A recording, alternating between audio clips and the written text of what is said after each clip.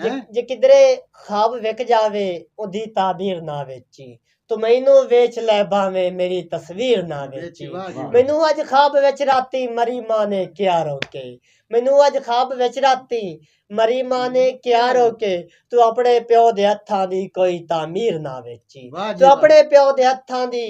ਕੋਈ ਤਾਮੀਰ ਨਾ ਵੇਚੀ ਜੇ ਗੁਰਬਤ ਸਿਰ ਤੋਂ ਤਾਰ ਹੋਵੇ ਤੇ ਮੇਰਾ ਕਫਨ ਹਾਜ਼ਰ ਹੈ ਤੂੰ वाह जी ਆਪਣੇ ਪਿਓ वाह ਦੀ जी ਪੱਗ ਤੂੰ ਪਿਓ ਦੀ ਪੱਗ ਪੁਰਾਣੀ ਦੀ ਕਪੁੱਤਰਾ ਲੀਰ ਨਾ वाह ਵੇਚੀ जी वाह ਜੇ जी वाह ਗੁਰਬਤ जी ਸਿਰ ਤੋਂ ਤਾਰ ਹੋਵੇ ਤੇ ਮੇਰਾ वाह जी ਕਫਨ ਹਾਜ਼ਰ ਹੈ ਤੂੰ ਪਿਓ ਦੀ ਪੱਗ ਪੁਰਾਣੀ ਦੀ ਕਪੁੱਤਰਾ ਲੀਰ ਨਾ ਇਹ ਵੇਚੀ ਜਨਾਬ ਮਿੱਤਰੋ ਤੁਹਾਨੂੰ ਸਾਡਾ ਅੱਜ ਦਾ ਪ੍ਰੋਗਰਾਮ ਕਿਹਦਾ ਲੱਗਿਆ ਤੇ ਜਨਾਬ ਫਿਰ ਮੈਂ ਆਪਣੇ ਹਾਜੀ ਬਸ਼ੀਰ ਨਦੀਮ ਸਾਹਿਬ ਦਾ ਮੁਹੰਮਦ ਨਵਾਜ਼ ਸਯਾਦ ਸਾਹਿਬ ਦਾ ਤੇ ਉਹਨਾਂ ਦੇ ਪੁੱਤਰ ਅਮਨ ਸਯਾਦ ਸਾਹਿਬ ਦਾ ਬਹੁਤ ਧੰਨਵਾਦ ਕਰਦਾ ਬਹੁਤ ਸ਼ੁਕਰੀਆ ਅਦਾ ਕਰਨਾ ਤੇ ਉਹ ਅੱਜ ਸਾਡੇ ਵਿਹੜੇ 'ਚ ਆਏ ਤੇ ਉਹਨਾਂ ਸਾਡਾ ਜਿਹੜਾ ਮਾਣ ਤਰਾਨ ਇੱਜ਼ਤ ਵਧਾਈ ਤੇ ਸਾਡੇ ਅਮਨ ਪੰਜਾਬੀ ਵਿਹੜੇ ਨੂੰ ਚਾਰ ਚੰਦ ਲਗਾਏ ਤੇ ਇਨਸ਼ਾ ਤਾਲਾ ਫਿਰ ਅਸੀਂ ਹੋਰ ਜਿਹੜੇ ਸਾਨੂੰ ਜਦੋਂ ਵੀ ਕੋਈ ਮਿੱਤਰ ਮਿਲਦਾ ਦੋਸਤ ਮਿਲਦਾ ਅਸੀਂ ਤੁਹਾਡੀ ਉਹਨਾਂ ਨਾਲ ਗਾਏ ਬਗਾਏ ਮੁਲਾਕਾਤ ਕਰਦੇ ਰਹਿੰਦੇ ਹਾਂ ਤੇ ਇੱਕ ਵਿੱਚ ਸਾਡਾ ਥੋੜਾ ਜਿਹਾ ਪ੍ਰੋਗਰਾਮਾਂ ਦਾ ਗੈਪ ਆ ਗਿਆ ਸੀ ਤੇ ਇਨਸ਼ਾਅੱਲਾ ਹੁਣ ਅਸੀਂ ਇਸ ਗੈਪ ਨੂੰ ਜਿਹੜਾ ਨਾ ਉਹ ਤੁਹਾਡੀ ਜਿਹੜੀ ਸਾਡੀ ਲੈਣ ਹੈ ਉਹਨੂੰ ਅਸੀਂ ਕਾਇਮ ਰੱਖਾਂਗੇ ਉਹਨੂੰ ਨਹੀਂ ਟੁੱਟਣ ਦਿਆਂਗੇ ਤੇ ਫਿਰ ਕਿਸੇ ਅਗਲੇ ਪੰਜਾਬੀ ਪ੍ਰੋਗਰਾਮ ਵਾਸਤੇ ਰਿਆਜ਼ ਅੱਲਾ ਨੂੰ ਦਿਓ ਇਜਾਜ਼ਤਾਂ